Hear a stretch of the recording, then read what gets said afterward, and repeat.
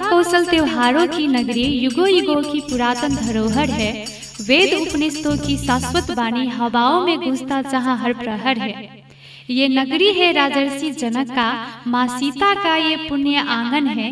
विदेह जनक की अविरल परंपरा, ज्ञान प्रज्ञा का ये दिव्य दामन है शाश्वत सनातन की गूंज जहाँ धरती परम पुनीता है। अस्तित्व की अमर बानी जहाँ बहती गंगा की अदृश्य सरिता है। रज रज में है जहाँ राम समाये, मिट्टी के कण कण में जहाँ सीता है। मौन में होता मुखरित जहाँ आज भी अष्टावक्र की गीता है चलते जहाँ यज्ञ अनवरत जहाँ दिव्यता की अदृश्य शक्ति है।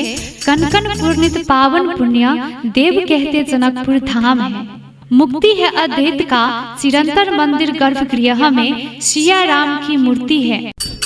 पाते वे अमृतत्व का वरदान जो करते आहुतियों की पूर्ति है। जय जय जनकपुर धाम, जय सिया राम। हमर जनकपुर, सीता के जनकपुर।